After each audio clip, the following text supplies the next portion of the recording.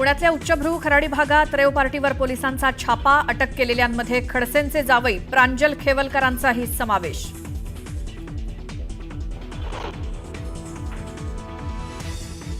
संपूर्ण भाजप म्हणजे rave party, Khadse रोखठोक भूमिका घेत असल्यामुळे जावयावर कारवाई, संजय राऊतांचा भाजपवर जोरदार निशाणा।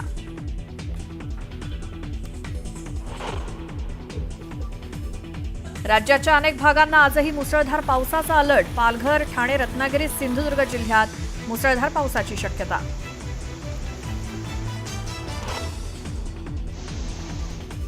भंडारा जिल्ह्यात मुसळधार पाऊस सुरू, गोसेखुर्द धरणाचे 23 दरवाजे 1 मीटरनं तर 10 दरवाजे अर्धा मीटरनं उघडले, नदीकाठच्या गावांना सतर्कतेचा इशारा।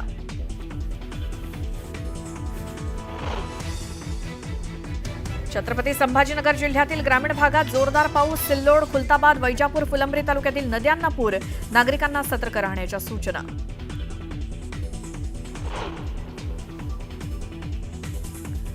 बुलढाणा जिल्ह्याच्या नारळी नदीवरील पूल ओलांडताना महिला गेली वाहून, स्थानिकांच्या मदतीनं महिलेला वाचवण्यात यश, सावरगावात तेलीचा संपर्क तुटला।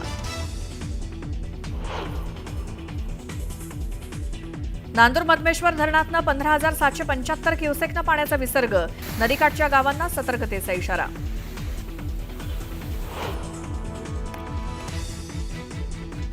उद्धव ठाकरेंचा आज 65वा वाढदिवस, पक्ष कार्यकर्त्यांसोबत इतर कोणते राजकीय नेते शुभेच्छा देणार, याकडे सर्वांचं लक्ष।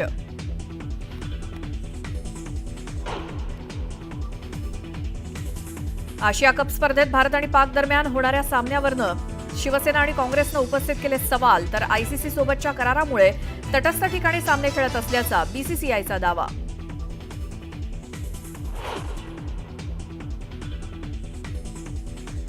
भारत इंग्लंड दरम्यानचा चौथा सामना उत्कंठावर्धक स्थितीत, चौथ्या दिवस अखेर भारताच्या 2 बाद 174 धावा, अजूनही भारत 137 धावांनी पिछाडीवर।